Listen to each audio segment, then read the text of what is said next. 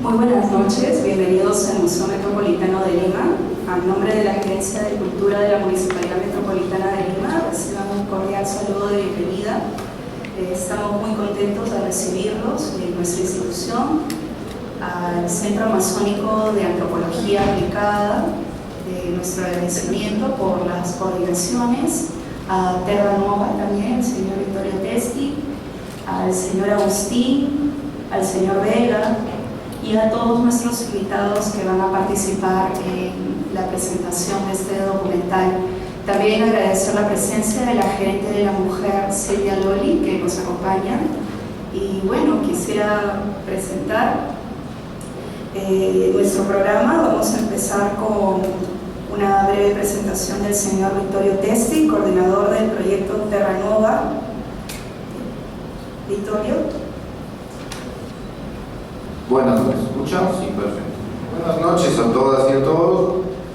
Y quiero empezar este evento agradeciendo ante todo a la Unión Europea, que gracias a la financiación que otorgó a Terra Nova CAP nos permitió empezar ese trabajo ya casi 2 años atrás, tratando de empezar a identificar, visibilizar y ubicar desde el punto de vista tanto de los derechos como desde el punto de vista de sus manifestaciones culturales en el ámbito limeño de la población indígena amazónica que vive, reside y migra a la ciudad de Lima por varias razones, básicamente mejora la calidad de vida y mejora la calidad educativa.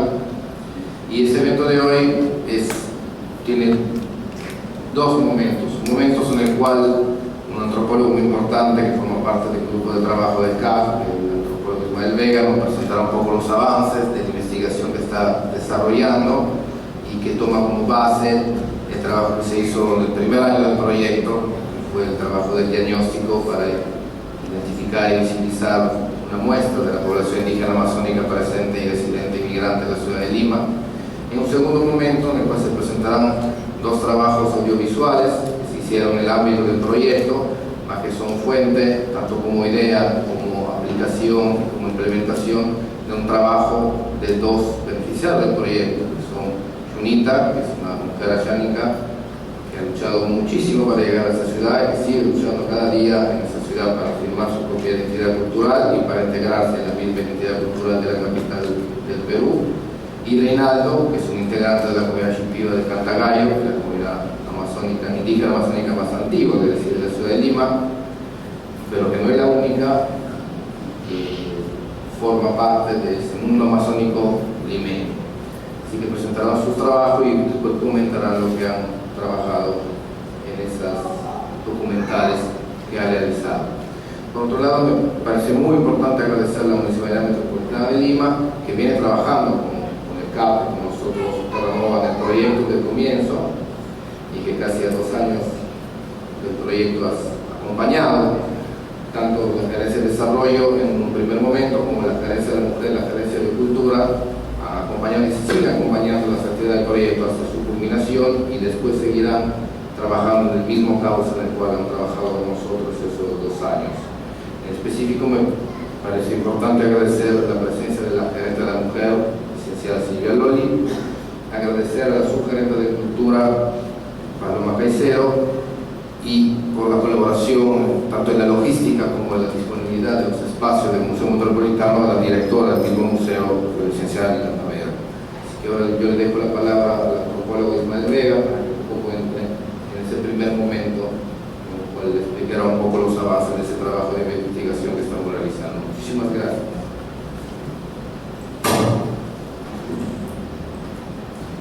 Buenas noches a todas y todos. Efectivamente, como ya dijo Vittorio, voy a compartir con ustedes algunos de los avances que se han venido realizando como resultado del proyecto que ya desde hace más de 1 año, alrededor de 1 año, viene desarrollando Terra Nova con el CAP sobre el tema de la migración indígena amazónica en la ciudad de Lima.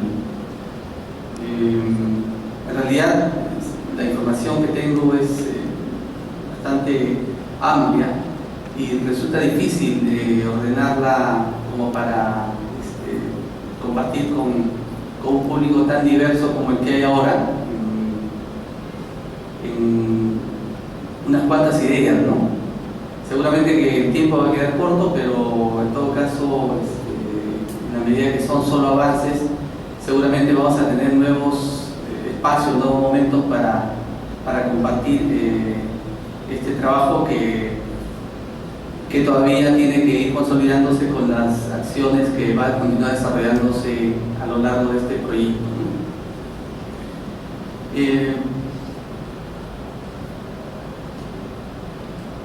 Quería comenzar comentando así de manera general que la migración de los pueblos indígenas amazónicos a la ciudad de Lima es un proceso que se debe entender en el marco de un proceso mucho más grande que es el proceso de globalización, ¿no es cierto? El proceso de globalización ha intensificado de una manera muy fuerte y ha facilitado las relaciones entre los pueblos indígenas y las sociedades occidentales, la sociedad dominante en este caso, la sociedad limeña. Y esta intensificación de las relaciones evidentemente ha ido generando una serie de transformaciones en la vida y en la identidad de los pueblos indígenas de la Amazonía peruana.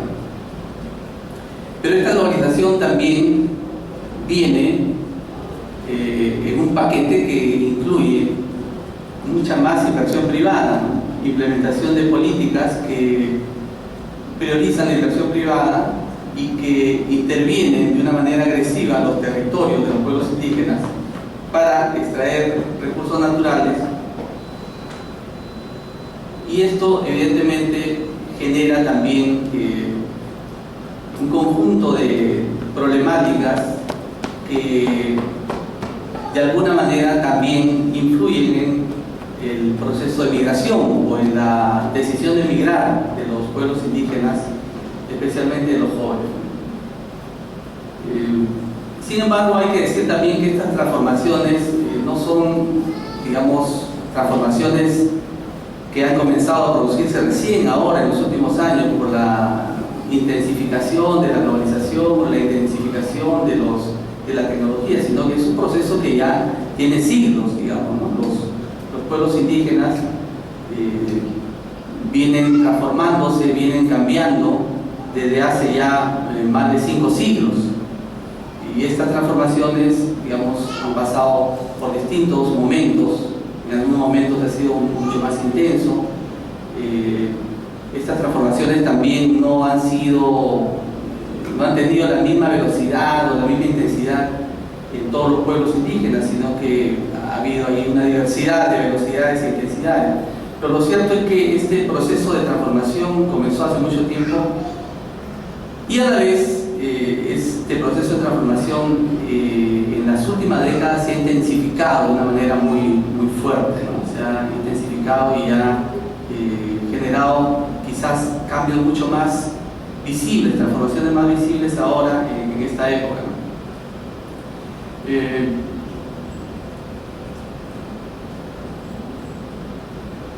Y también entonces creo que es importante que la migración indígena amazónica a Lima y a otras ciudades en general debe también entenderse como un proceso que se da en una sociedad como la peruana, que está marcada por relaciones asimétricas de poder y exclusión, y que actualmente se caracterizan por políticas que promueven la intervención y la explotación intensiva de los territorios indígenas, y esto genera mayor deterioro y abandono en las comunidades de origen.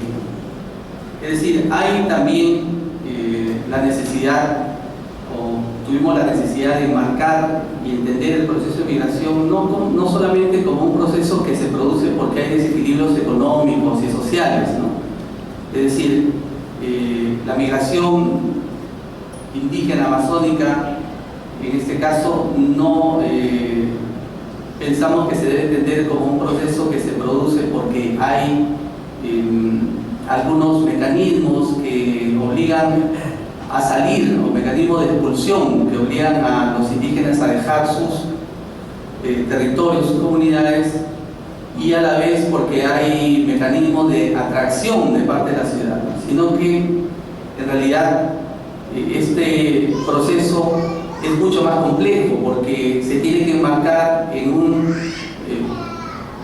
una lectura, en una perspectiva más histórica que está marcada y caracterizada por unas relaciones de poder desigual, desfavorables a los pueblos indígenas, relaciones de exclusión, de discriminación que hacen que el proceso migratorio tenga también ciertas características, ¿no? Hace que el proceso migratorio de los indígenas amazónicos a Lima reproduzca y perpetúe de alguna manera estas inequidades, estas asimetrías de poder, esta exclusión y esta discriminación.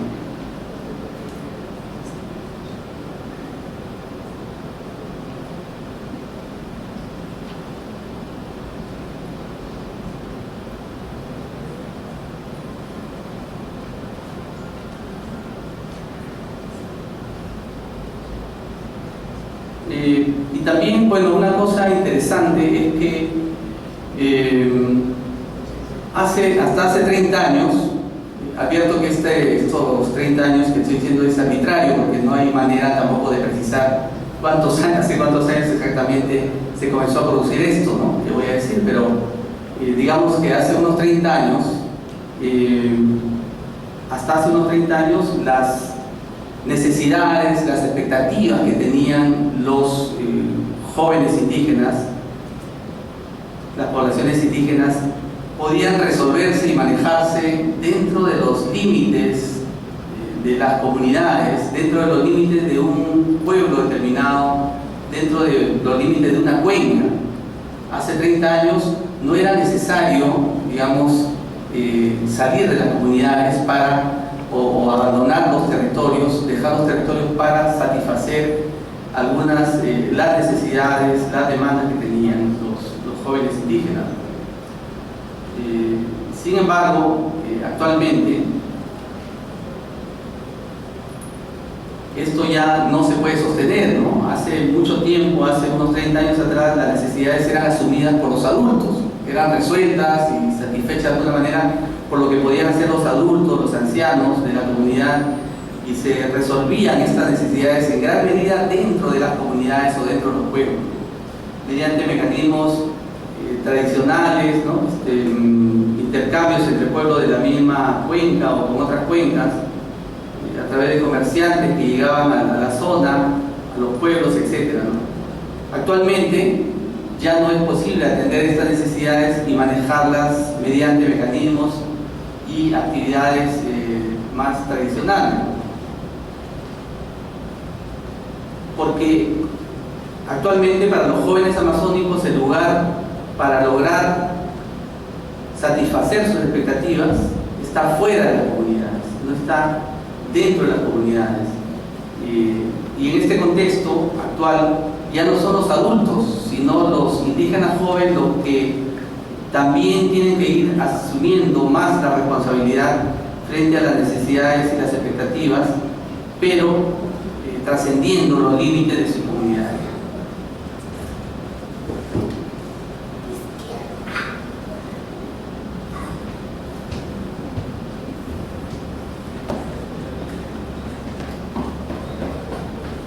Ahora, los indígenas amazónicos que están en Lima tienen diferentes puntos de partida, ¿no? Porque vienen de diferentes pueblos y diferentes lugares de la Amazonía, pero comparten una situación común que está caracterizada por las malas condiciones de vida, la amenaza y violación a sus derechos individuales y colectivos, pero también tienen en común el compartir el deseo y la expectativa de encontrar mejores condiciones de vida, especialmente en relación a la educación y el acceso al empleo. Esta es una característica común, digamos, en los jóvenes indígenas, en los pobladores indígenas amazónicos que hemos podido entrevistar a través de las entrevistas individuales y también para hacer los diagnósticos, ¿no? La gran mayoría de ellos, la gran mayoría de los los migrantes indígenas amazónicos en Lima ha participado o ha vivido procesos migratorios anteriores, antes de llegar a Lima. Han vivido en algunas ciudades intermedias, ¿no?, como Bagua, Jaén, Chiclayo, Tarapoto, Satipo, La Merced, Yurimagua, Yarinalestina, etcétera, etcétera.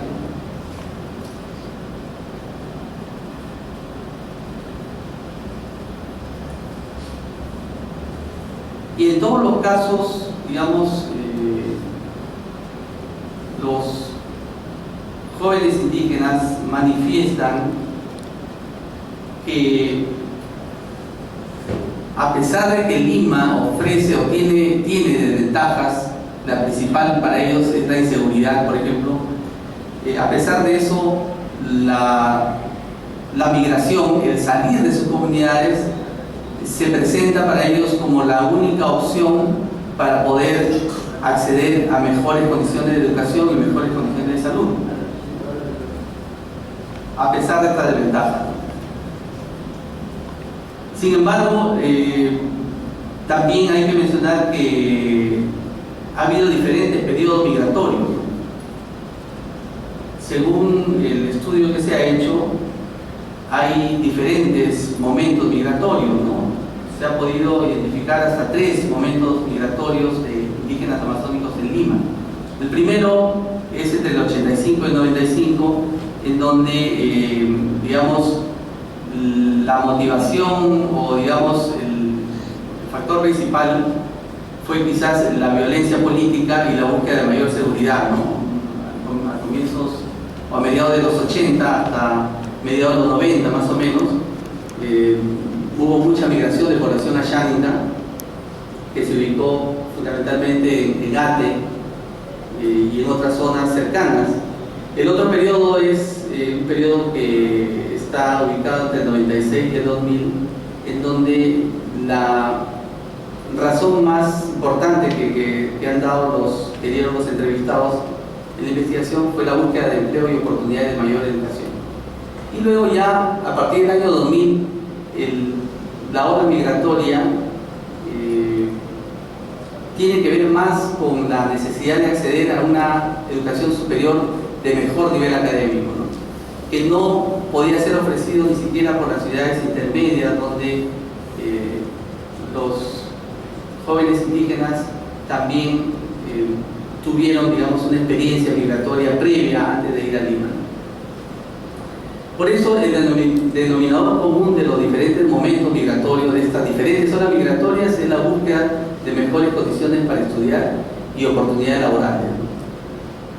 Lo que muestra el estudio en realidad es que, a pesar de lo adverso, a pesar de lo ajeno que le resulta una ciudad como Lima para los migrantes, por ser una ciudad tan compleja y tan deshumanizada, y por la forma como está organizada, todos los entrevistados manifiestan que, a pesar de esto, a pesar de este contexto adverso que hay en Lima, de todas maneras la ciudad de Lima les ofrece mayores posibilidades de acceder a trabajo, educación y salud en general. Eso es lo que se ha encontrado también en la investigación. Y tiene, digamos, mucha relación también con otros estudios que se han hecho en otros países de la región latinoamericana, ¿no? Hay estudios hechos en Ecuador, en Bolivia, en Brasil, ¿no?, que muestran también esta característica, digamos, ¿no?, que los migrantes indígenas reconocen que la ciudad a la que migran, en este caso la ciudad de Lima, es una ciudad con muchas dificultades, con inseguridad, ¿no?, con muchas situaciones de exclusión, de marginación, pero a la vez también reconocen que en Lima de todas maneras tienen más oportunidad que en sus comunidades de lograr mejores condiciones para la educación, alguna oportunidad mayor para el empleo y poder acceder a un sistema de salud que siempre obviamente es precario y es de muy baja calidad quizás en Lima, pero destacan que, a pesar de esto, es la ciudad de Lima la que les ofrece más oportunidades.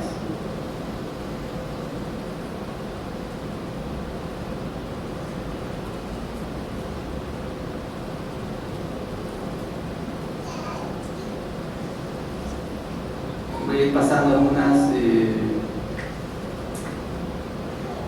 diapositivas para ir avanzando más rápido porque el tiempo es bastante corto, pero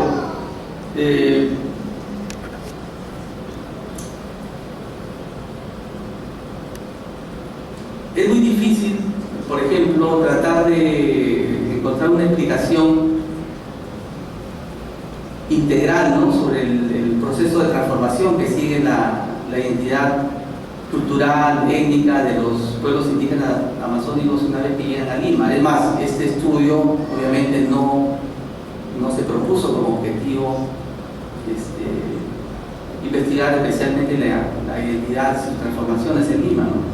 Sin embargo, lo que sí se puede ver en este trabajo de carácter exploratorio es que, como suele suceder en los procesos de migración, la primera generación de migrantes amazónicos mantiene más características culturales de su pueblo de origen en comparación a la segunda generación, ¿no? Porque los de la segunda generación nacen ya en Lima, ¿no es cierto? Y al nacer en Lima muchas veces solo conocen la cultura y el pueblo donde nacieron sus padres por lo que sus propios padres o otros familiares les transmiten, ¿no?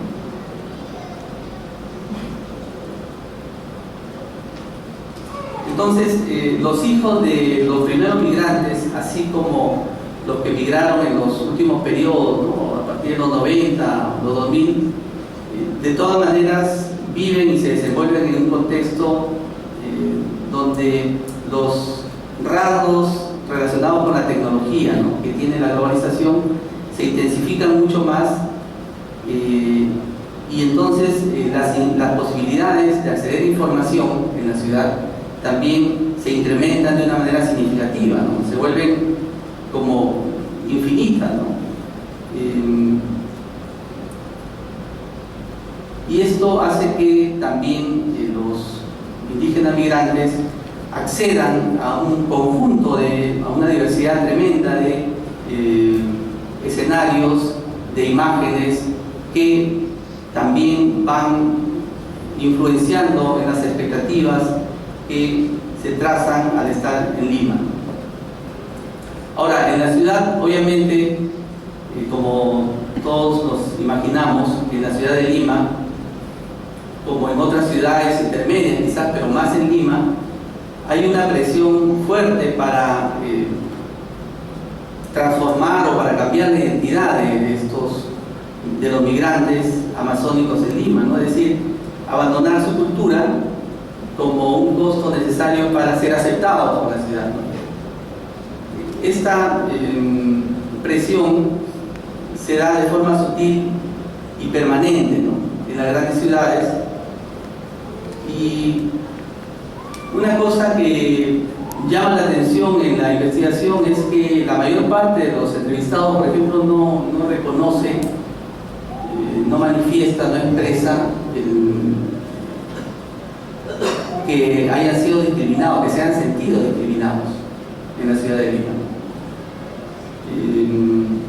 Sin embargo, pensamos que hay una discriminación sutil, aunque sutil y a veces no tan sutil, ¿no?, aunque los entrevistados no lo registren de esa manera, ¿no?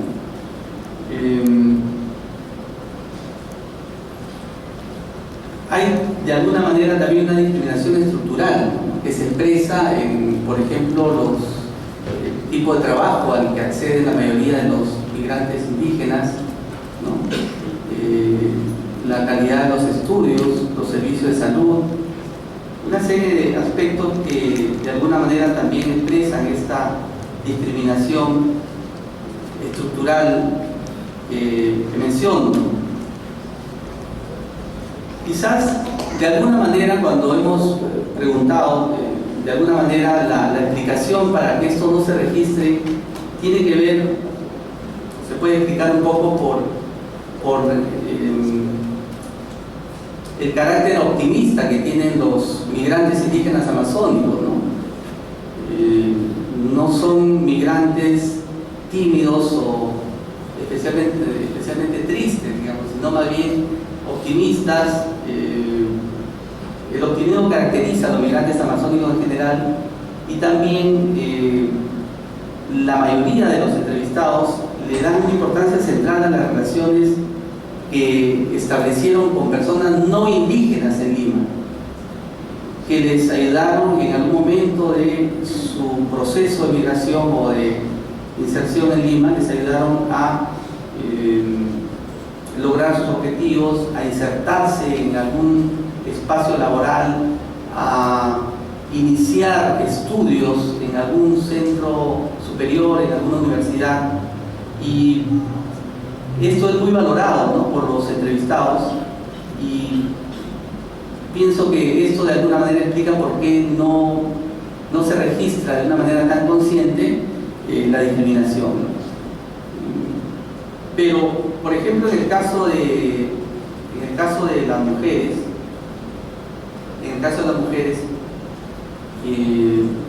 esto sí fue explicitado de una manera mucho más clara, digamos, porque hay varios testimonios en los que las mujeres amazónicas, migrantes, expresan claramente que en diferentes circunstancias, ya sea trabajando, vendiendo sus artesanías, en el caso de las mujeres chipivas sobre todo, o al estar realizando su vida cotidiana con la ropa típica que caracteriza a su pueblo, han sentido que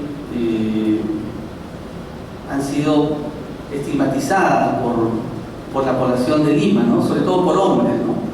Hay testimonios que mencionan claramente que se refieren a ellas como charapas, por ejemplo, mujeres ardientes, calientes, y han tenido que estas mujeres defenderse como corresponde, y han vivido escenas, digamos, de enfrentamiento con los que han usado estos términos para discriminarlas, para estigmatizarlas.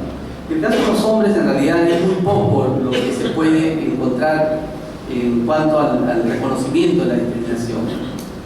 Quizás algunos por ahí se han referido básicamente al tono a la hora de hablar que caracteriza, digamos, a una persona que procede de la Amazonía, y cómo esto ha sido motivo de burla o de discriminación, pero en la gran mayoría de casos esto no se ha encontrado, ¿no? La gran mayoría de casos se expresa que la discriminación en su caso no ha existido.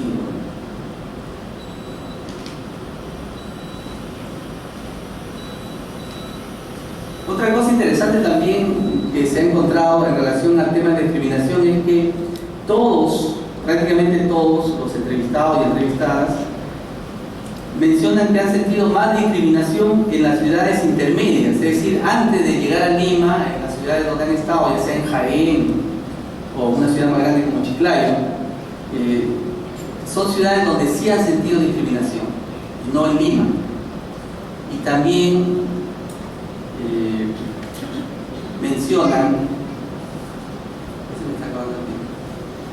se menciona mucho que se ha sentido mucha discriminación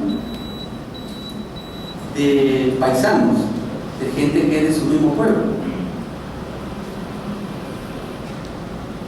La explicación que dan es que puede haber envidia de parte de algunos paisanos que no quieren que progrese, que no quieren que logren sus objetivos, pero este es un dato que se encontró, ¿no? Es decir, hay una sensación, un reconocimiento de que también se han sentido, esto sí es más consciente, porque en el caso de discriminación de gente en Lima casi no se menciona, como he dicho, solo en algunos casos específicos, sobre todo las mujeres, ¿no? Pero lo que sí sale es más discriminación en otras ciudades intermedias, y también se han sentido discriminados por paisanos que al contactarse con ellos en alguna ciudad intermedia o acá en Lima cuando recién llegaron, sintieron que no querían ayudarlos, que no querían apoyarlos. Entonces han tenido que buscar otras formas de salir adelante.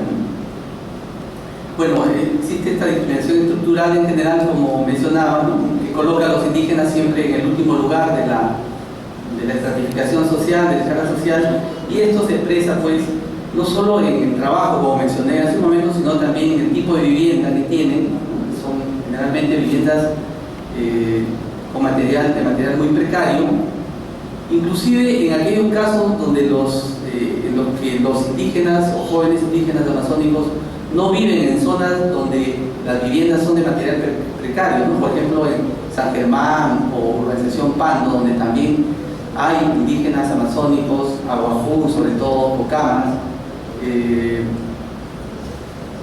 viven en casa de material noble, pero también hay mucho hacinamiento, ¿no? Son espacios o casas, habitaciones, casas que tienen un solo ambiente o dos, y viven a veces viven muchas personas en un solo lugar. Entonces siempre hay, digamos, estos elementos que hacen ver que hay que en este caso en la vivienda se expresa también esta discriminación más estructural, ¿no?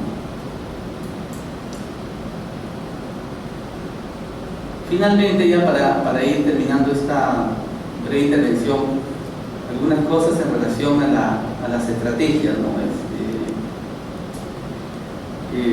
Las estrategias que utilizan los indígenas amazónicos en Lima, igual que las estrategias que usan migrantes en otras ciudades también de otros países de aquí en la región, tienen como finalidad poder adaptarse a las nuevas condiciones que caracterizan la ciudad de Lima en este caso, para poder, digamos, lograr sus objetivos, que en este caso son básicamente objetivos de mejor educación y oportunidades laborales. Entonces, para esto existe, digamos, normalmente una red social de contactos previos, ¿no? Que, digamos, también son complementadas por relaciones personales o grupales que muchas veces han surgido, como han dicho muchos de los entrevistados, de manera casual, ¿no? Por encuentros casuales, por alguna situación inesperada, ¿no? Que no ha sido planificada, y que en muchos casos los entrevistados han manifestado que han marcado el inicio de un camino que los ha llevado a encontrar mejores posibilidades para mejorar sus condiciones de estudio o de trabajo. Una cosa que llama la atención, por ejemplo, de los entrevistados es que, en cuanto a las estrategias, ¿no? Es que manifiestan en general que no han tenido y actualmente tampoco tienen relaciones orgánicas con organizaciones gremiales, digamos, ¿no? O organizaciones políticas indígenas nacionales. Solo algunos, una minoría manifiesta que, si bien en un primer momento tuvieron relaciones con alguna organización indígena, luego estas relaciones se fueron diluyendo y perdieron contacto, ¿no? Y más bien lo que se encuentra es que hay una búsqueda y una construcción de una red de contactos personales por parte de los indígenas amazónicos, que están marcados, claro, en primer lugar por la pertenencia étnica, es decir, buscar contactos con gente que pertenece al mismo pueblo. A estos contactos se llega a través de otros migrantes del mismo grupo étnico, o de uno que no necesariamente forma parte de la organización.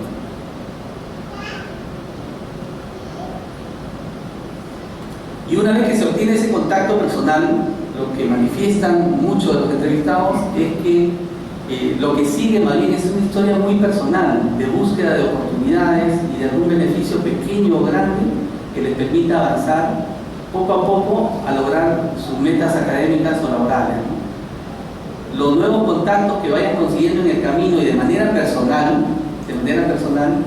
serán una nueva oportunidad, un nuevo insumo para que los migrantes indígenas puedan seguir avanzando en la búsqueda de mejores condiciones para los estudios y también para oportunidades laborales.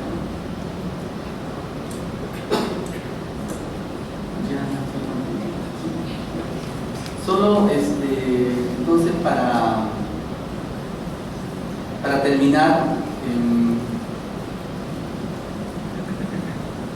quería mencionar que en realidad las estrategias de los indígenas amazónicos, a diferencia de las estrategias de los migrantes andinos que iniciaron sus procesos migratorios en los años 50, 60, son estrategias que no cuentan, digamos, con una red previa tan grande de soporte y de recepción cuando llegan a Lima, No hay, por ejemplo, organizaciones de migrantes como sí había para el caso de los indígenas andinos, Los migrantes andinos tenían y formaron una gran red de organizaciones indígenas campesinas que de alguna manera eran como una suerte de soporte, de colchón que facilitaba un poco la inserción de nuevos migrantes a Lima, En el caso de los indígenas amazónicos eso no existe, Lo que existe básicamente son redes que se han ido formando en función de la pertenencia étnica, en función de grupos familiares y también de contactos personales básicamente, Entonces, esto hace que las estrategias de inserción de los indígenas amazónicos tengan pues peculiaridades y tengan particularidades, características específicas que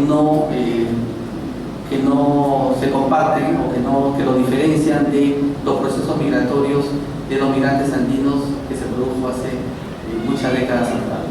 Bueno, eso es lo que puedo compartir por el momento con ustedes y a lo mejor después podemos conversar un poco sobre otros aspectos de la investigación. Gracias.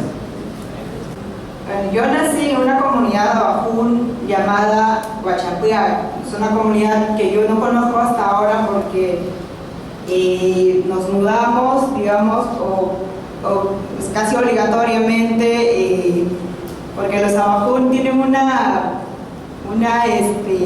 mirada muy particular a las mujeres wampís.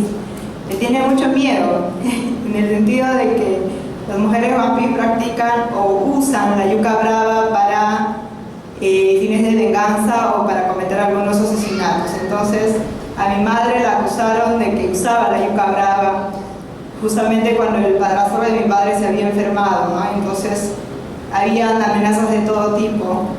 Y mis tíos, que son wampís que viven en Santiago, se apresuraron y llevaron a mi madre. Entonces, yo en ese momento tenía 3 meses de nacida y así pude ir a Santiago, que también es un distrito de la provincia de Nieva, Condorcanqui, que queda en la región Amazonas.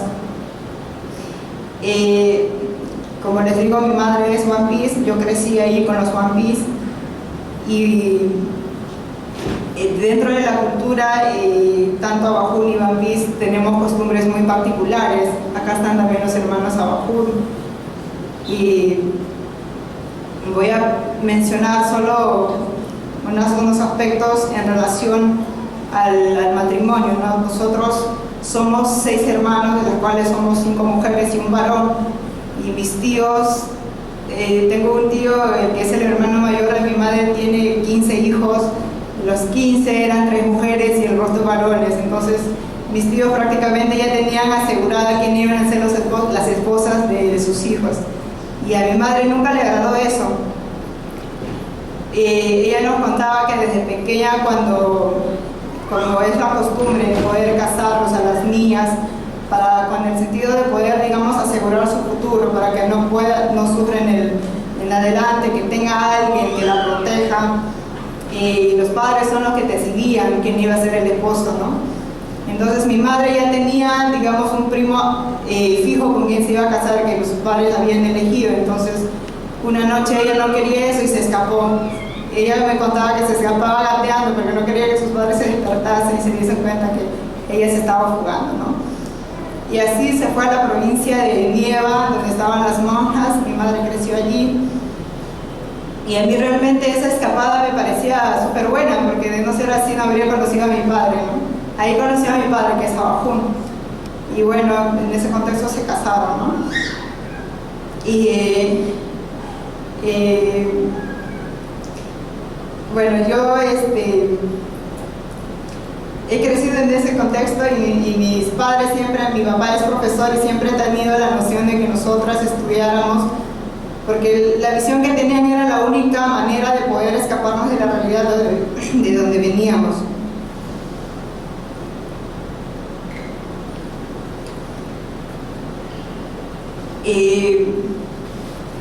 Por eso mi madre siempre nos ponía dos opciones, ¿no? Decidan si van a estudiar o desean trabajar en chacra o quieren estudiar. Siempre eran esas dos opciones, pero siempre a mí la primera opción me parecía más que una propuesta, una prueba, o una opción, una prueba, ¿no? Porque nos hacía trabajar duro en la chacra.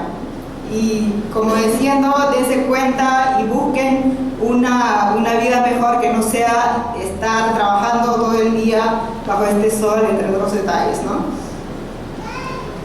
Y a mí me parecía curioso esto porque la verdad es que no nos escapábamos de nada, ¿no? O sea, nos íbamos a una ciudad a vivir solas y de repente una ciudad que ni siquiera habíamos conocido, no sé, habían tantos peligros.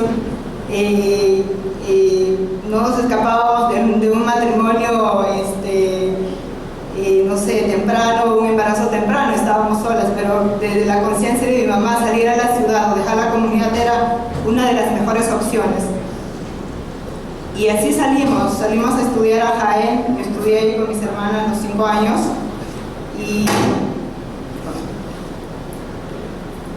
y bueno, cuando estábamos ahí estudiando era una añoranza total a la comunidad, ¿no? Nosotros siempre esperábamos que llegase el medio año para poder viajar, o llegase el fin del año, ¿no? Escolar. Y por supuesto papá pagaba todos los gastos, nosotros nos íbamos. Y bueno, así terminé la secundaria y cuando terminamos también mi padre me puso, bueno, yo lo percibía así, dos opciones, ¿no? Otra vez, te dedicas a estudiar o te vienes a la comunidad a trabajar en la chacra. Y yo obviamente dije que sí estudiaba. Y así llego a postular a la San Marcos, llego acá a Lima y yo postulé y mi ingreso fue casi automático, ¿no? Yo ya cuando fui a revisar los resultados ya estaba dentro. Había postulado con una prima y lamentablemente ella no ingresó, pero yo estaba un tanto sorprendida porque salí del colegio en 2009 y en 2003, en marzo ya estaba en la universidad, o sea, ya había ingresado. Y bueno, yo estaba súper sorprendida, ¿no? Y yo sentía que descubrí un mundo de sorpresas. Uno, la comida, como muchos acá son migrantes, saben cómo es Lima, el tránsito, el estudio mismo en la universidad, los amigos, el sistema del estudio también, ¿no? O sea, yo estaba con todo descubriendo muchas cosas, todo era una sorpresa tras otra. Y yo estaba con sentimientos encontrados, estaba atemorizada hasta desconfiada, ¿no? Y en ese momento yo tuve ganas de volver a mi comunidad, pero lamentablemente no había otra opción. Yo estaba acá en Lima, había ingresado, tenía que estudiar, terminar la carrera, no tenía cabida ya en la comunidad, yo me sentía así. Y bueno, he pasado muchas cosas como mayoría de los migrantes, como estudiante también o como mujer. Son detalles bastante fuertes en el sentido de no sé, falta de costumbre en las comidas y a veces el clima mismo, y entre otros detalles, ¿no? Que Lima nos ofrece, pero nos acostumbramos y luego nos gusta Lima, ¿no?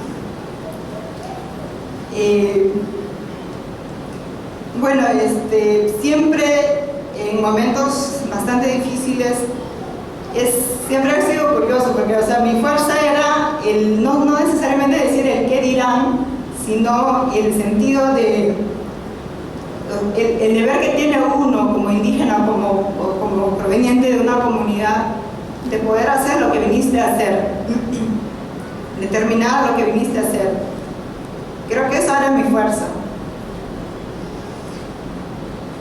Y bueno, fue todo ese proceso y yo en 2009 terminé la carrera, estudié literatura y también siempre he pensado que lo que uno hace o lo que uno puede rescatar también no son pequeños detalles de los amigos, del entorno, ¿no? Eso a mí me ayudó bastante.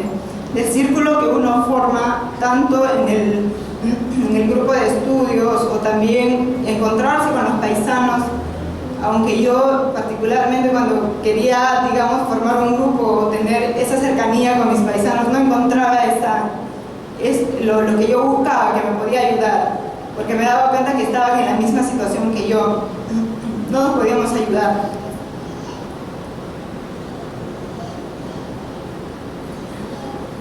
Estaba en la misma situación que yo académicamente, económicamente y no sé si psicológicamente, pero compartíamos el mismo, esas tremendas ganas de necesidad de que, no sé, alguien superior nos proteja. Y bueno,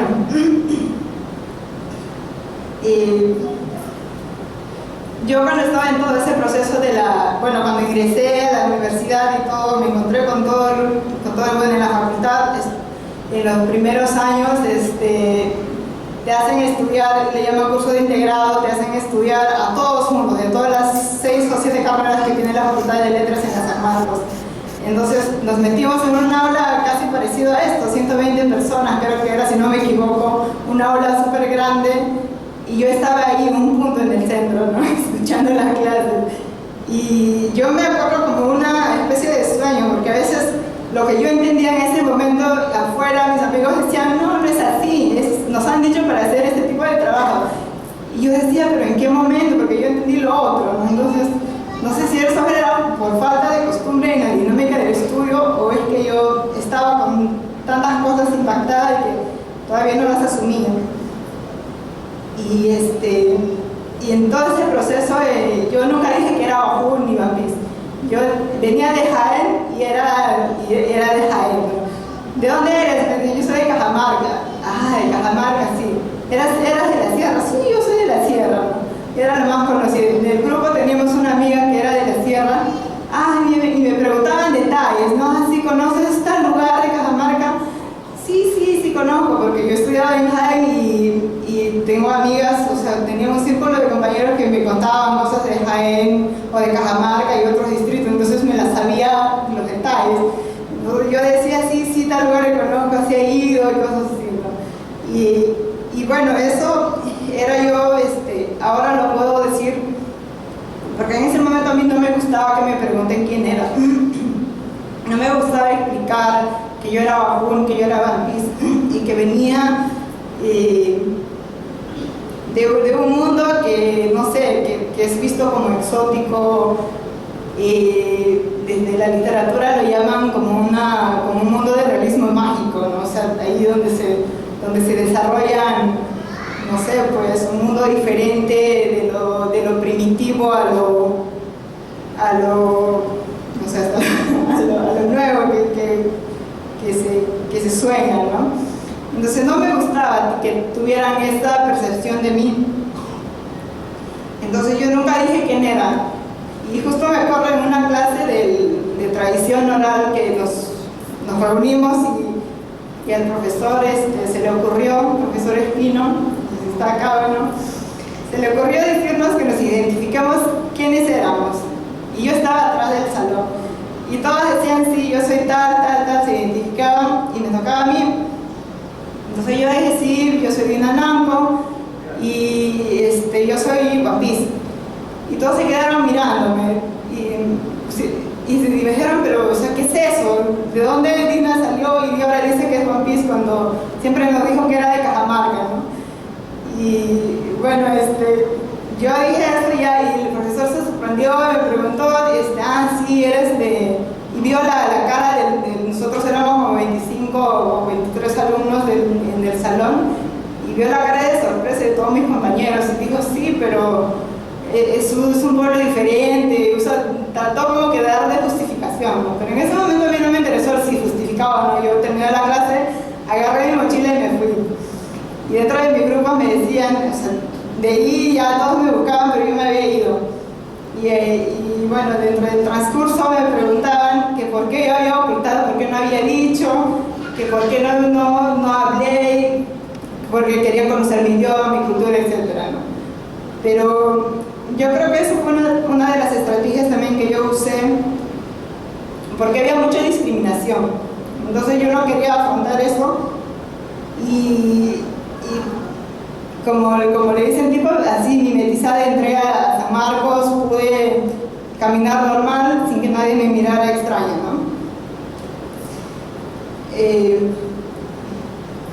Bueno, todo ese proceso pasó y luego cuando terminé la carrera yo entro a trabajar en Servindi, que es un centro de información. Ahí es donde también descubro nuevos mundos. Me conocí a las organizaciones indígenas, casos específicos, su trabajo, a las lideresas, y fue ahí un mundo donde yo me fui abriendo a nuevos espacios. Y bien, yo les puedo confesar de que sí, me gusta el castellano, así como me gusta hablar, cantar, contar cuentos en Mapis o en Navajún. Y bueno, estar en Servindi fue una experiencia sumamente diferente para mí porque trabaja temas es prensa, ¿no? Trabaja prensa, que tenías que estar persiguiendo en el sentido, o para decirlo así, a los dirigentes, a los líderes, a entrevistarlos, cubrir eventos. Yo tenía mucho miedo de entrar en un auditorio como este y tomar fotos. Y mi jefe me decía, no, tienes que entrar y pararte en el frente y tomar fotos. Bueno, esas son experiencias que yo pude ir descubriendo y también así abriéndome nuevos espacios en mi campo profesional. Yo siempre me he sentido que soy afortunada en el sentido de que mis padres me brindaron una oportunidad para poder educarme, para poder tener una carrera, porque como les comentaba al principio, tengo primas que en realidad no tuvieron la misma suerte que yo, porque tengo tíos que son profesores, pero no hay esa visión de poder educar a sus hijos, sobre todo si son mujeres, porque hay toda una concepción del mundo donde las mujeres tienen sus roles designados y los hombres sus propios roles y nunca tienen que, digamos, mezclarse, o la mujer no puede invadir ese espacio que tiene el hombre. Ha habido esa visión bastante fuerte y hasta ahora existe eso. En ese sentido, en el mundo Navajún y Mapis, de repente en otros pueblos, siempre es muy duro el caso de la mujer, sobre todo en la educación, porque como nosotros somos, como les dije al principio, 5 mujeres, y mis primos incluso decían, o mis tíos tenían la expectativa de que mi padre les educase a ellos, no a nosotros.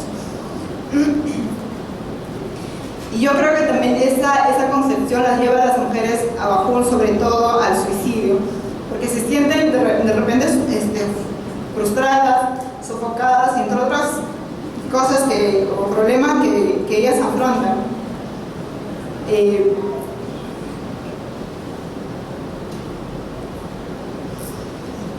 Bueno, finalmente yo quiero terminar agradeciendo al CAP y a Terranova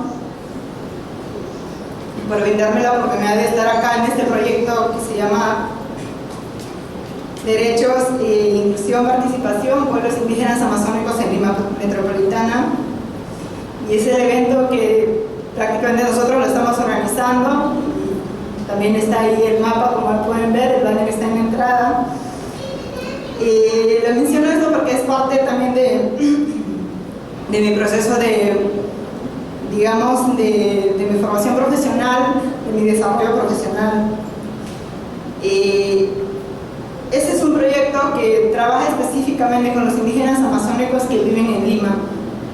Ismael presentó algunas experiencias de cómo es la vida acá en Lima, de los jóvenes, de los líderes, de los estudiantes, como yo, que hay muchos acá, incluso en el auditorio.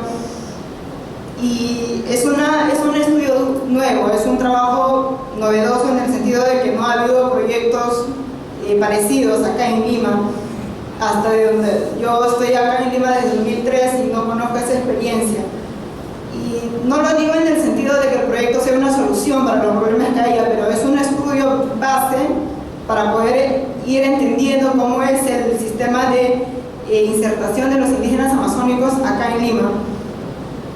Este espacio a mí me ha permitido estar más cerca de mi gente, digamos, no solamente de los Abajún y Bambí, sino de todos los pueblos, de los Shipibo, de los Ayánicas, de los Bucama, y poder ir conociendo también sus testimonios, su cosmovisión, su literatura y muchas similitudes que existen de la forma de ver, de las diferencias también.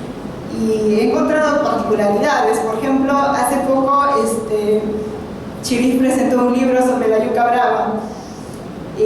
Nosotros, los bambíes, no lo podemos decir la yuca brava en voz alta, es una yuca asesina. No es, o sea, la yuca brava es suave, ¿no?, el nombre, pero para nosotros es una yuca asesina.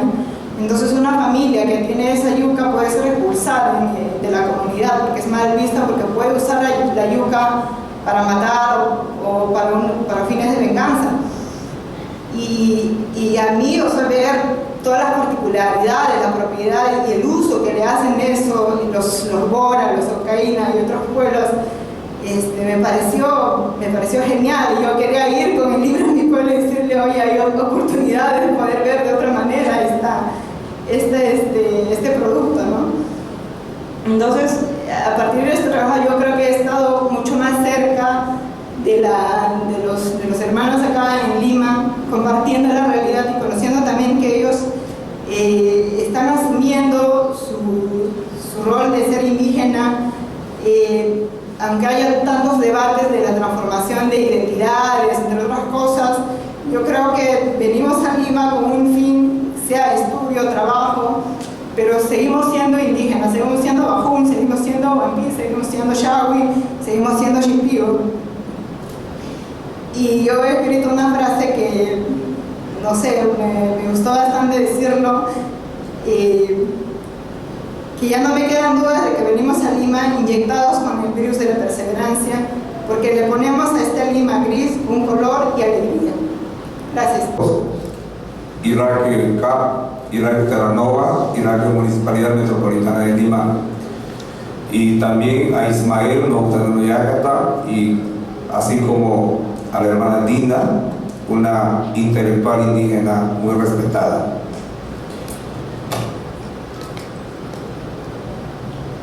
Yo tengo mucho para contar, para testificar, espero ser breve. Bien. Yo me vine a la ciudad de Lima a los 10 años de edad.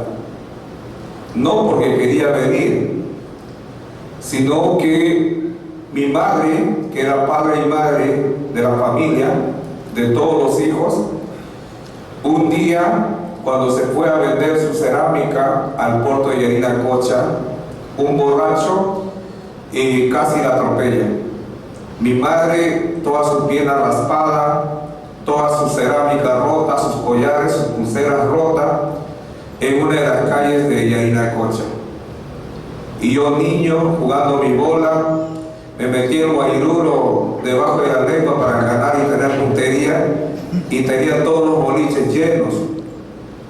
Hasta que un día veo a mi madre un domingo retornando toda pálida, sin habla, y le pregunto, ¿qué te ha pasado?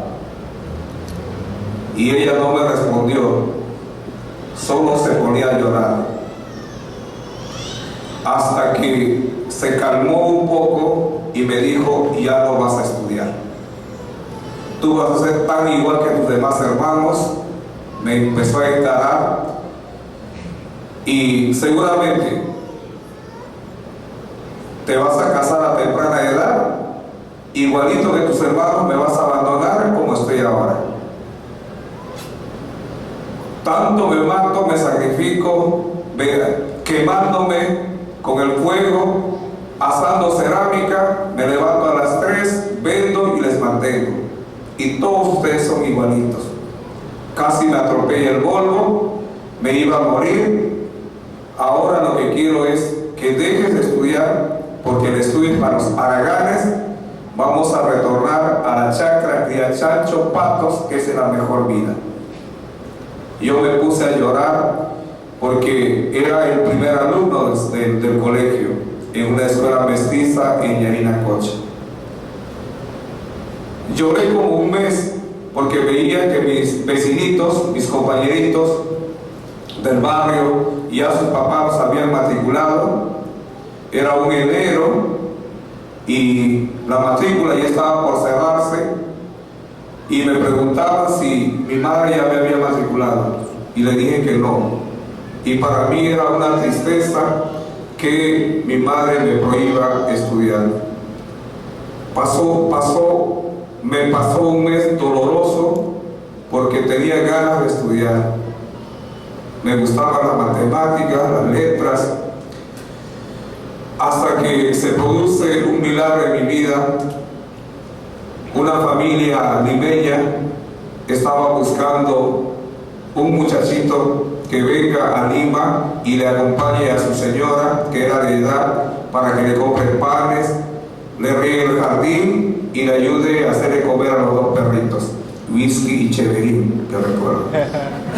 Eso era a cambio de que me haga estudiar. Y mi madre es la que retorna después de un mes, el otro domingo, y me dice: hay un médico, un doctor, dice que te quiere llevar para que estudies en Lima. ¿Quieres? Para mí era como que se me abre el cielo. Y le digo: claro que sí. Si estás interesado, me dice que lleve tu libreta de notas. Y bueno, vamos. Yo no dormí esa noche. Lima, porque en esa época, estoy hablando del año 80, había un televisor blanco y negro. Me gustaba ver el Chavo del 8, de lo único, y veía. Me fui al día siguiente, le vi al médico, al doctor: este es el muchachito, ¿no? Me tingoteó la orejita y me dice: ¿te gustaría ir a Lima?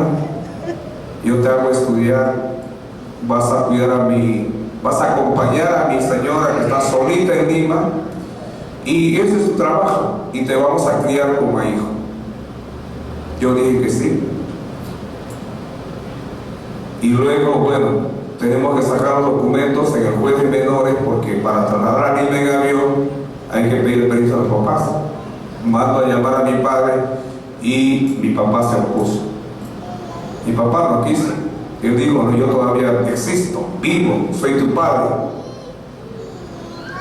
Sin embargo, a mis 10 años tuve que encararle a mi padre.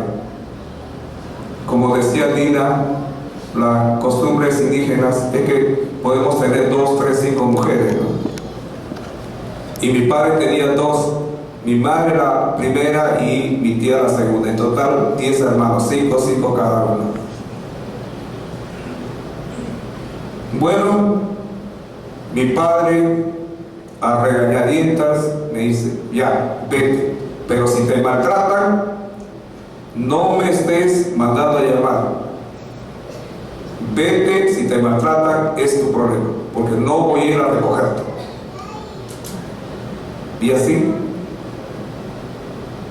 fueron al juez de menores, tomaron mis datos, me dieron el permiso, y un 6 de enero del año 81 viniendo a Lima. Desde el año 81 estuve con la familia sin contactos con el mundo indígena hasta el año 86. Ya había perdido la lengua, no hablaba shipibo, no había con quién. La familia, ¿para qué? Me trató muy bien, me enseñaba los valores, los buenos modales, la disciplina, el horario estricto, y muy bien.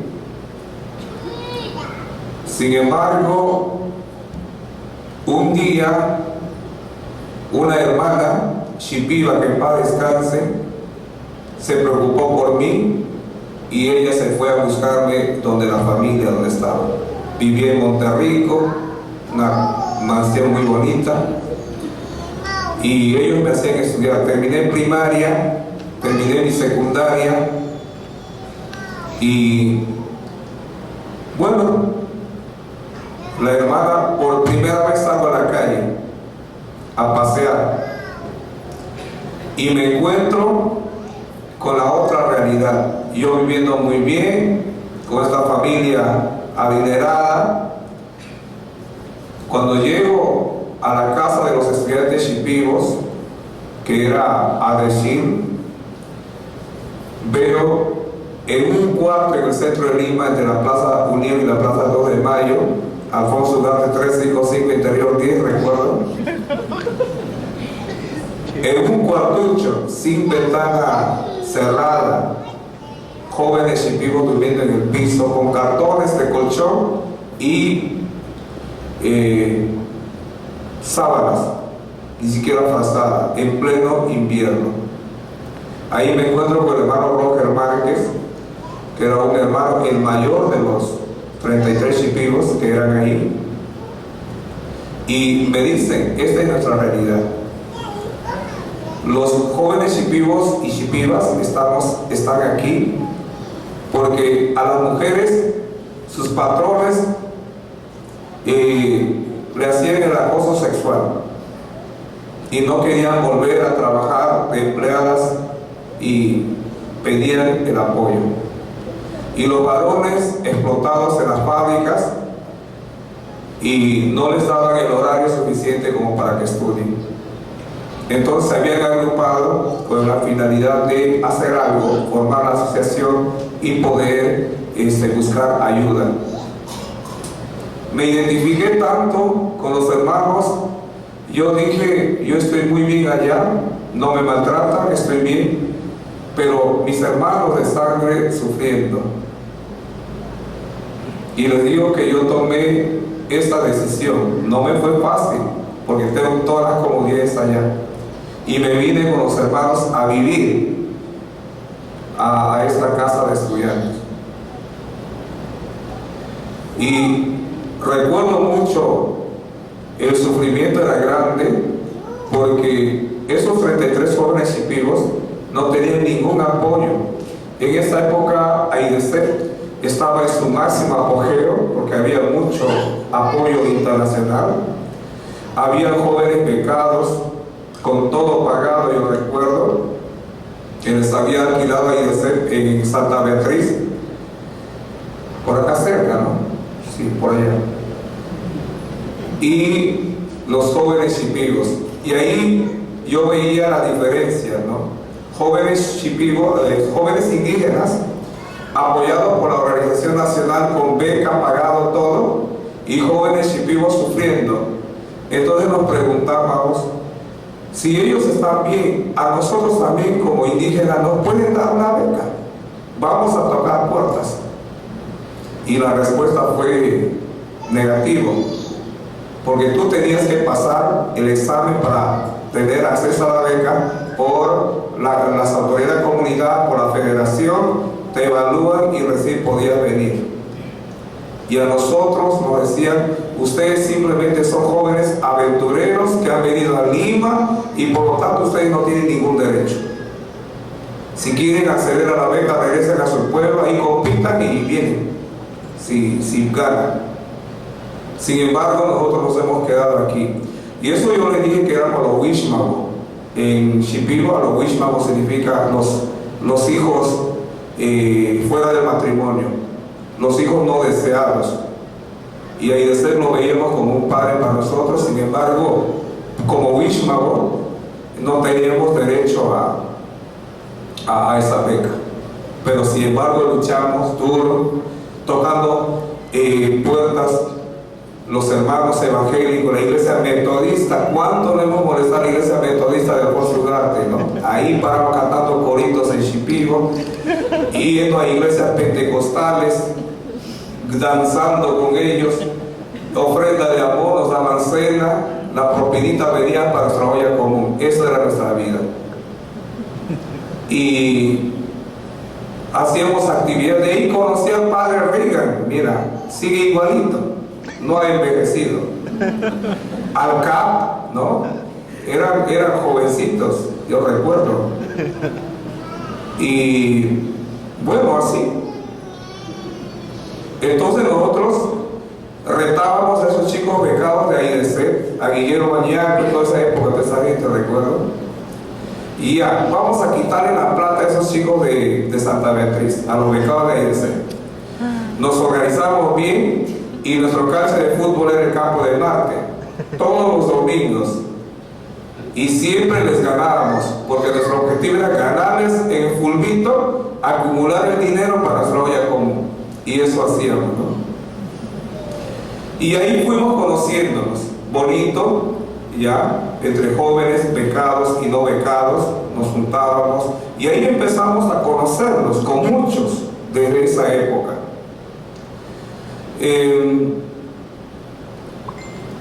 Quiero decirles que muchos de los jóvenes shipibos no becados por nuestra organización nacional, muchos han sido alcaldes, consejeros regionales, jefes de comunidades, docentes, y ahora están allá sirviendo. Y muy pocos les veo que se han quedado, ¿no? En el caso mío, yo tuve que retornar a Pucallpa, no porque quería irme, sino porque mi cuñado dijo que mi madre estaba solo y la época del terrorismo en Yarinacocha estaba muy fuerte. Habían quemado la comisaría, habían asesinado al alcalde de Yarinacocha y mi madre estaba temblando de miedo y me dice: Juan Agustín, reflexiona, tu madre está solita, te extraña, eres su último hijo y vuelve. Porque a una madre, una vez que parte de este mundo, ya no le vuelves a ver ni a recuperar. Es mejor que estés al lado de ella. Me agarró al corazón, lloré con el dolor de mi corazón, tuve que ir. Tuve que ir a Lima, a Pucallpa, estuve con ella, no me acostumbré. Sin embargo, era por mi bien, era para mi bien. Porque yo tenía complejos también, complejos, digamos, como un joven criado por una familia rica y también un poco de, tal vez, de reto a la vida por la situación de los jóvenes. Eso me permitió surgir, uno, dominar mi lengua a la perfección, quise dominar. Luego vi que lo que estamos hablando, los migrantes de la ciudad de Yarinacocha, Pucallpa, la discriminación era terrible. Y uno cuando retorna a su comunidad, a su ciudad, prácticamente los jóvenes mestizos para uno no es nada, ¿no? Porque uno viene a la capital de Lima y se conoce todas las mañas, mucho más como un Wishman, ¿no? Un hijo abandonado. Es más fuerte. Y así empecé a organizar un grupo de jóvenes. Llego a mi comunidad San Francisco. Había una lucha terrible. Adventistas evangélicos se tildaban de diablo, de demonios, que los adventistas son los únicos que van a ir al cielo, los evangélicos y peor, los católicos son los demonios que se van a ir al infierno directo porque ellos adoran santos, ¿no? Un conflicto interno en la comunidad. Sin embargo, dije, la identidad cultural en la juventud, para que se desarrolle un pueblo, hay que empezar por la identidad. Empecé a juntar a los jóvenes evangélicos, adventistas, que la única manera de unir al pueblo, buscar su desarrollo, era a través de la identidad. Formamos un comité de jóvenes que valoren la cultura, rescaten la lengua, a través de danza, teatro, música, podamos fortalecer nuestra cultura shipiba en esa comunidad. Y así fue. Fueron pasando los años. Mi tía Segundina, en alguna parte, ser profesor era fácil. Y ya, yo había ido a tantas academias preuniversitarias aquí. mi tía Segundina Cumapa me dice: Juan Agustín, tú eres superior a todos estos chicos porque has terminado la capital y eres capaz de ser docente, métete a estudiar pedagogía general. Y ella: no tengo plata, no, yo te matriculo. Mi tía me matriculó, llegué a ser el primer alumno en pedagogía general, ¿ya? Y me llevaron a mi comunidad. Y así, de ahí hice mi profesionalización docente en el pedagógico bilingüe de Viracocha y enseñando en las escuelas bilingües. Pero también no abandonando mi pueblo, llegué a ser jefe de la comunidad y a estos chicos que iba formándoles en talleres de revaluación cultural. La Asociación Amazónica de Suecia vio que estos chicos eran la comunidad organizada, revalorando la cultura, y como ellos apoyaban a los shipibos a través de becas y así como también a las comunidades como Ametra en la aplicación de la medicina tradicional, necesitaban crear fondos y que estos niños suecos vean que realmente los shipibos, ¿no? Físicamente, y les inyecta el ánimo para seguir recaudando fondos. Así que fuimos privilegiados, todos los chicos que revaloramos la cultura, viajamos a Suecia y fue algo que más nos abrió, digamos, la conciencia y también la visión hacia el futuro. Y les digo, a manera de testimonio, todos estos chicos, las chicas que danzaban para mí o para la comunidad, todos estos tienen maridos ricos, mujeres gringas, viven en el extranjero, no sé si bien o mal, pero están allá. Y algunos son jóvenes que se han quedado en la comunidad y siguen luchando todo lo que hemos aprendido y la comunidad se ha fortalecido. Bueno, mi persona de docente, yo he sido, digamos, 1000 oficios por allá, he trabajado para FECONAUR, he dirigido programas radiales shipibos en castellano y en shipibo, luego jefe de la comunidad, llegué a ser consejero regional, terminó mi periodo como consejero regional, llegué a trabajar en la Universidad Intercultural durante 3 años y de ahí dije, bueno, tengo derecho a descansar, voy a retornar a mi Lima, que siento volver ya a mi edad. Entonces vengo a Lima a descansar a Cantagallo y en Cantagallo, bonito, los hermanos también practicando lo que ya ustedes conocen, muchos de ustedes aquí, no necesito hablar mucho de Cantagallo porque ya conocen muy bien. Y un día, bueno, hubo elecciones para elegir autoridades y el pueblo también me pidió que acompañara al hermano Deme Ramírez, que ustedes conocen, de la Sarita, un shipibo, que me lleve en su lista. Competimos con otros buenos líderes también que hay en Cantagallo y nuestra lista ganó y ya no pude descansar. Desde esa fecha hasta la actualidad sigo acompañando en el proceso de visibilización a la comunidad de Cantagallo. Ahí estoy, ahí me tienen, soy el secretario de Organización y Defensa de la comunidad y estamos negociando justamente con la Municipalidad Metropolitana de Lima nuestra reubicación y ahí estamos. Por eso quiero decirles para terminar, amigos, amigas, en esta noche, para mí es muy importante este tipo de encuentros, que es muy importante porque entre los mismos peruanos muchas veces estamos de espaldas, no nos entendemos, por eso es que la discriminación siempre está presente.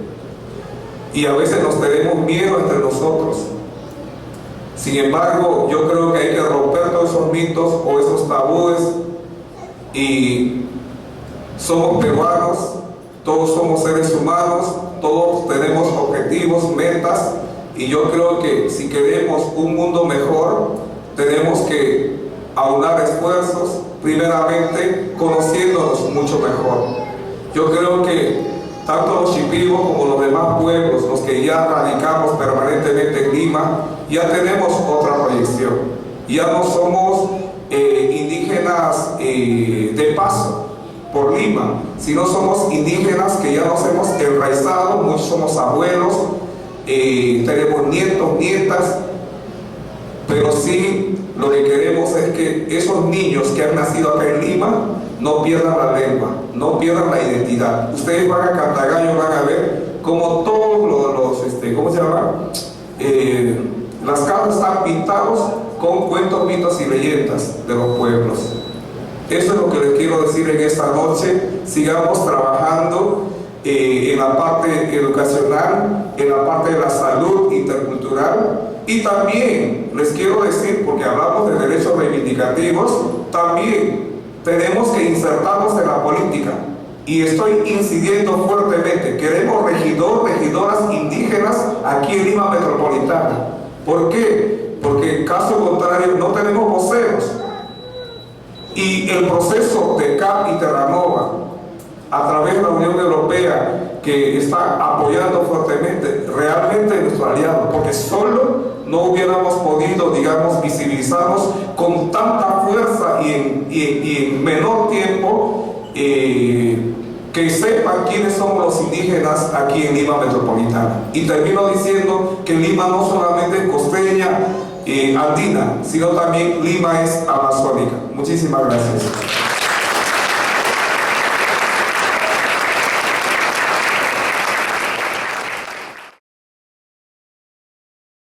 Importante tener la posibilidad de escuchar reflexiones, testimonios que nos permiten conocer más a nuestras personas que nos acompañan cotidianamente en Lima Metropolitana.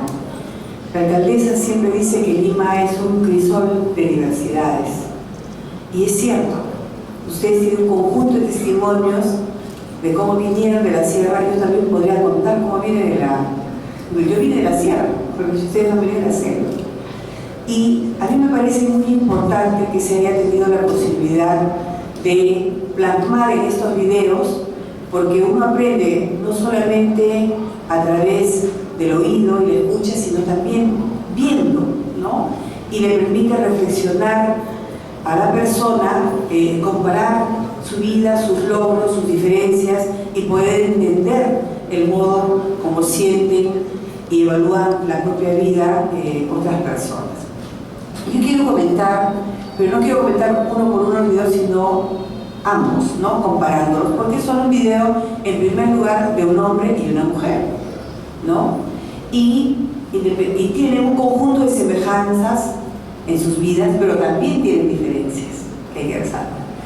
Sin duda, una de las semejanzas es la dificultad de entender la vida en un idioma diferente del que uno está acostumbrado a tener, ¿no? En ambos casos vemos que ella decía que confundía la regla con el borrador, y la otra persona tenía que hacer mímicas provocando risas e incluso que le pusieran su chapa, como decimos acá, ¿no es cierto?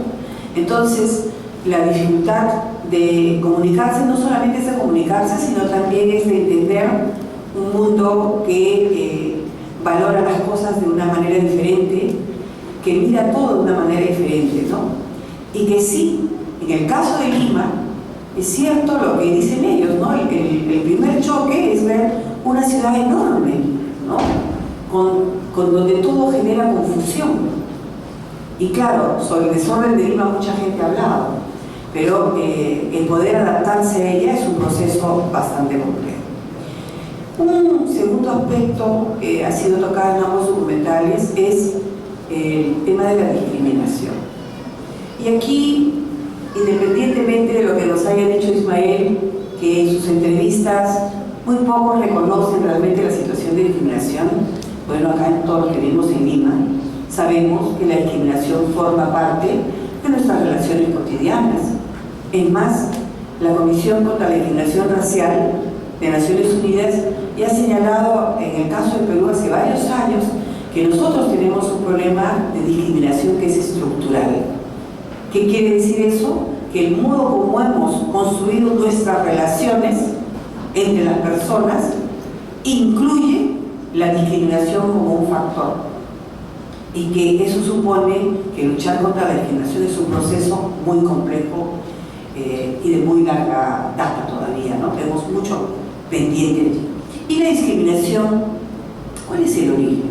En primer lugar, la discriminación está asociada con la desigualdad, con cómo nosotros y nosotras convertimos nuestras diferencias, porque somos diferentes, en desigualdades, y desigualdades en derechos, ¿no? En oportunidades, inclusive en desigualdades económicas y de otro tipo. Entonces, esto es algo que Lima tiene, como muchas partes del país, ¿no? Discrimina a las personas. Y independientemente de la discriminación directa, como el de mirar burlonamente, ¿no? O voltear los ojos para ver a quien es diferente, para señalarlo de esa manera. Pero si tú vas vestido de una determinada manera, te miran de arriba abajo, ¿no? ¿Por qué hacen eso, no? Esa es una forma de decir al otro, tú no eres como yo, tú eres diferente, y si eres diferente a un promedio mayor de la población, entonces eres menor que yo, eres inferior a mí. Ese sentimiento que decía Reinaldo, ¿no? De sentir que él no valía la pena, ¿no? Que se convirtió en depresión, incluso en una tendencia suicida, ¿no? ¿Qué hago yo acá? No sirvo, estoy en un sitio desubicado, nadie me entiende, ¿no? Este no es mi lugar, no tengo un lugar en el mundo. Entonces, es bien complejo el modo como la discriminación se introduce en nuestras vidas, en nuestras ideas también. Y hay lo que se llama la discriminación por resultado, ¿no? No interesa si la persona haya querido no discriminarte. ¿Cuál es el resultado? ¿Cómo vivimos? ¿Estamos ejerciendo todos esos derechos? ¿Estamos viviendo en los lugares donde deberíamos? ¿No? ¿Tenemos la posibilidad de afianzar nuestra cultura en nuestros términos? Algunos tenemos que de repente ocultarlo por temor a que nos traten de modo discriminatorio, como se nos ha señalado en este testimonio. Entonces, este es uno de los problemas que tiene que ser colocado permanentemente en nuestra agenda, y que es una agenda pendiente, ¿no? Recordemos que en el Perú también la discriminación afectó a la población afro hasta que, entre comillas, terminó por decreto, pero que fue un decreto que supuso que el Estado peruano comprara a los propietarios, a todos la población afro. El Estado pagó 25 millones de libras de oro para comprarse una especie de expropiación de personas. También el tributo indígena, ¿no? Se pagaba, por ser indígena, se pagaba dinero al Estado por vivir en nuestras propias tierras, ¿no? Entonces, estas cosas forman parte de nuestro pasado, y que lamentablemente, como dicen algunos historiadores, todo lo que tiene pasado tiene futuro si no luchamos permanentemente y cotidianamente contra eso. Hay otros aspectos que quisiera resaltar, ¿no? Por ejemplo, la búsqueda de oportunidades es muy importante como un factor de migración. Salir, porque es allí donde puedes lograr muchas cosas. Y en el caso de mujeres y varones vemos diferencias, ¿no? Es un sacerdote varón que le dice, tú tienes que ir allá porque allá vas a conseguir cosas que no vas a conseguir acá, ¿no? Y planta la idea de que es necesario salir para poder superarse. Y en el otro caso, en el caso de una mujer, es bien interesante el modo como se plantea el documental, porque la historia comienza recordando a la abuela. O sea, el modo como una mujer recuerda su vida es recordando primero a los ancestros, ¿no? Mi abuela me decía. Y es bien importante, ¿por qué? Porque a las mujeres siempre nos señalan como que somos las que protegemos, ¿no? Nuestra cultura, nuestros valores, cuidamos, ¿no? Un conjunto de cosas, y somos portadores de cultura también. Entonces, es la abuela la que no quería que salga, la que no se juntara con tal o cual, pero es ella que está allí en la memoria, como no el papá ni el abuelo, es la abuela, ¿no? Entonces, a nivel simbólico es muy importante. Y luego es la hermana la que le consigue la beca, ¿no? Entonces estamos viendo el modo como también se construyen redes de mujeres para poder afrontar las cosas. Y una cosa importante en el testimonio de ella, ¿no? Sí, en tu testimonio, es cómo siente la necesidad de afianzar su identidad y expresarla como un modo de vivir y de avanzar y de trasladarlo a otros y de recordar a otros que somos así y no de otra manera. Es muy importante esto como un aprendizaje. Y en el caso de Reinaldo, esta cosa tan interesante de que no sé hablar ni siquiera español y ahora terminas enseñando español e inglés, ¿no? Entonces, ¿cómo es que es posible superarse y es posible llegar lejos? Ambas son historias de éxito y sin duda no todas nuestras historias son historias de éxito. Hay muchas historias que seguramente se cuentan a baja voz, pero que es bueno que conozcamos la vida de todos y todas.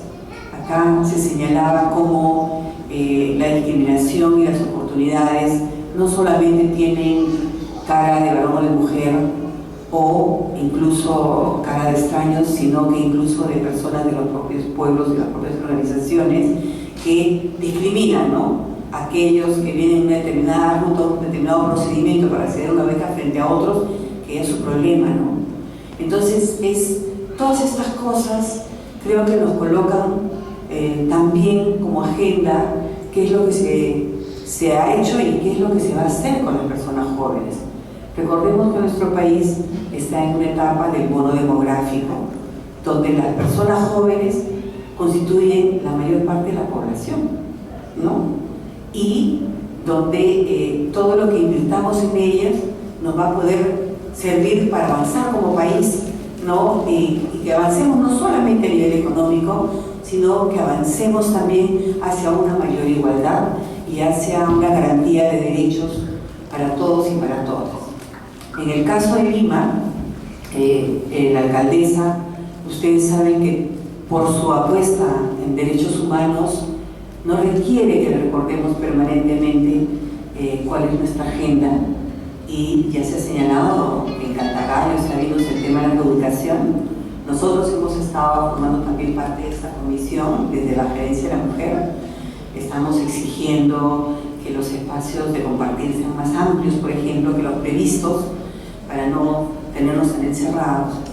Pero también el día de hoy ha firmado el primer plan de reparaciones para víctimas del conflicto armado interno en Lima, y muchos de nuestros pueblos indígenas han sido también afectados por este flagelo, ¿no?, que ha vivido nuestro país, y creemos que la reflexión nos lleva a decir que todos y todas tenemos que juntar nuestros saberes, nuestras ideas, nuestros valores, para poder sacar lo mejor de cada quien en una Lima más igualitaria, ¿no?, diversa, seguramente muy diversa, y precisamente en eso está su riqueza y sus amplias potencialidades.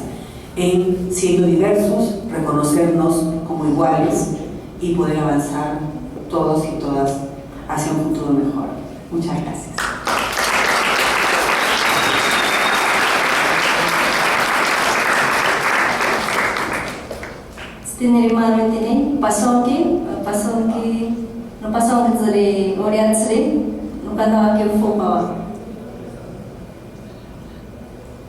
Muy buenas noches a todos.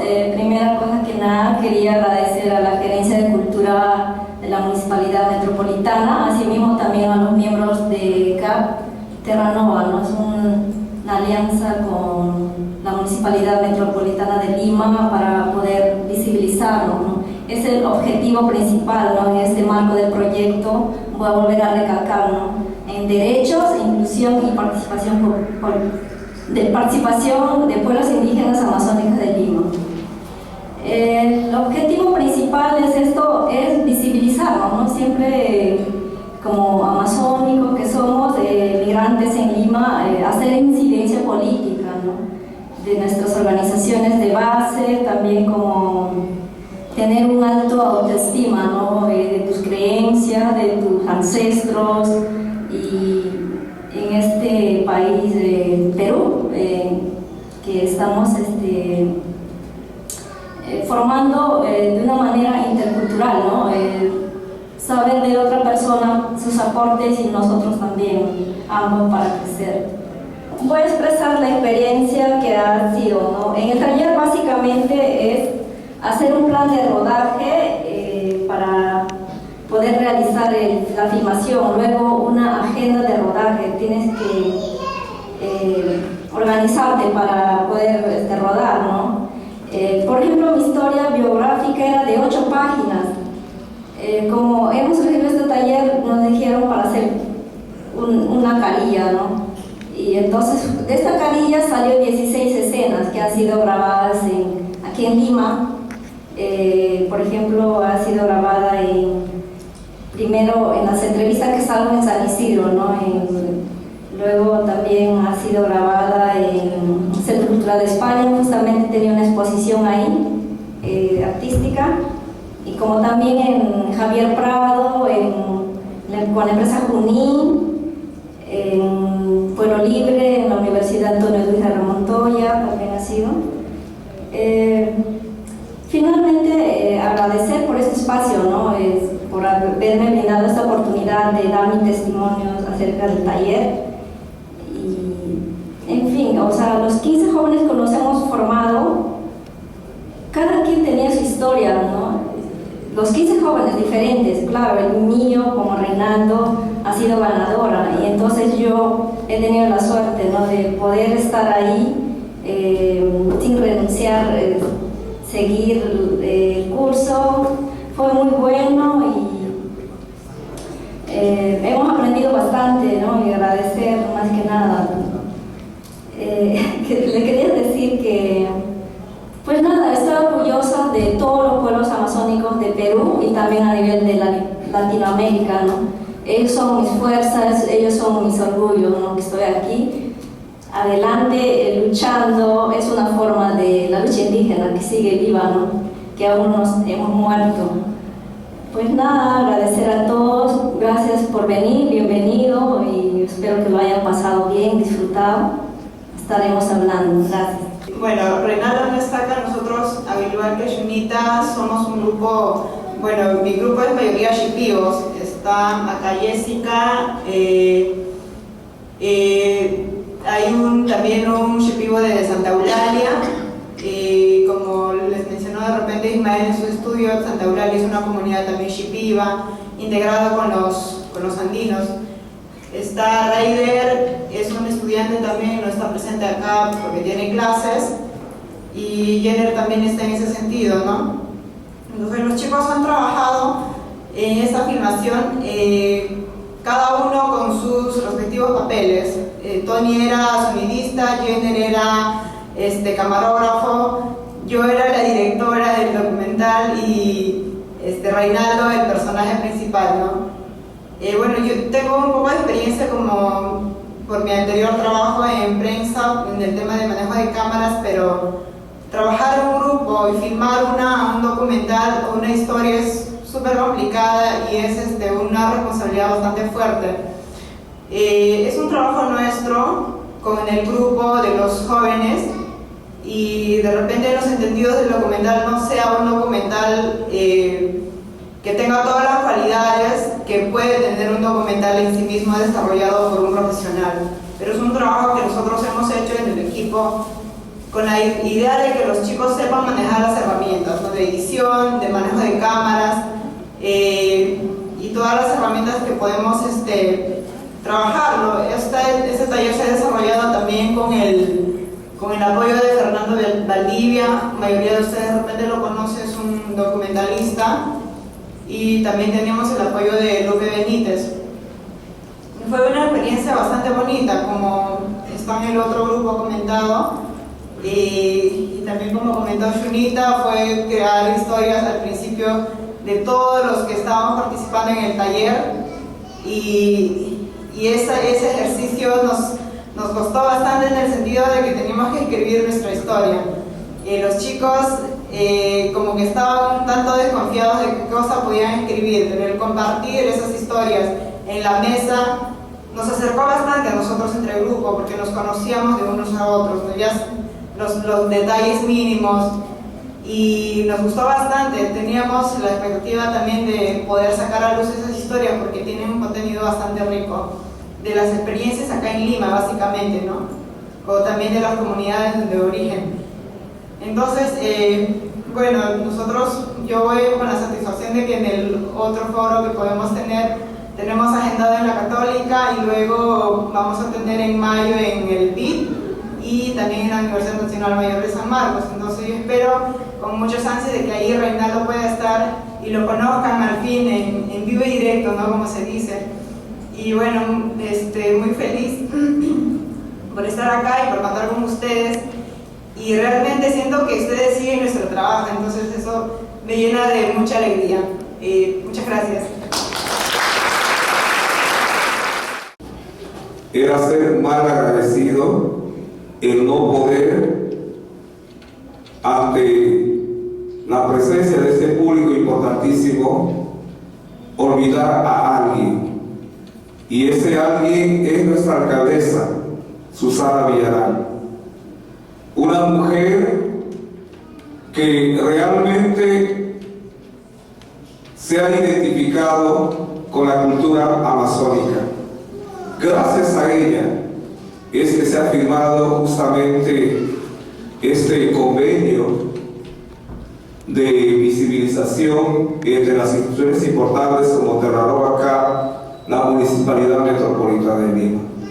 Susana es nuestra amiga, la conocimos antes que sea alcaldesa, antes que sea ministra de la Mujer. Muchos años, es una mujer luchadora social. Por eso, rápidamente, cuando se identificó con la comunidad de Cantagallo, la señora Susana no dudó. No está, sin embargo, sus funcionarias, la señora Loli y dos más que mencionaron, lleven nuestros saludos a nuestra alcaldesa. La queremos de corazón y estamos muy agradecidos por este proceso en favor del pueblo indígena amazónico. Para terminar, quiero presentarle a Olga Mori, profesora en EIB, durante muchos años, mi contemporánea, 25 años de maestro bilingüe, ahora se dedica a la artesanía y a la medicina tradicional. La hermana Olinda, una buena madre, una buena esposa, madre artesana, y las dos cantan de maravilla. Son las dos sopranos de Cantagallo. Fuertes palmas y vamos a escuchar. Para cerrar con un canto de agradecimiento.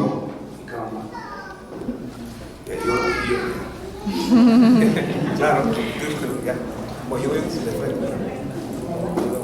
1, 2, 3. No iki neska shamani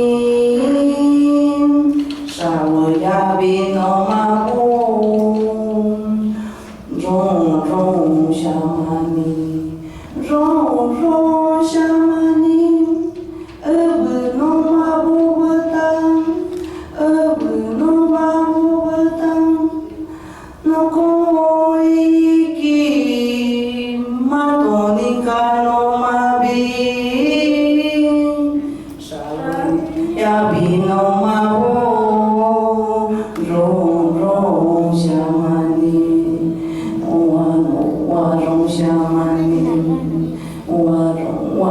Shamani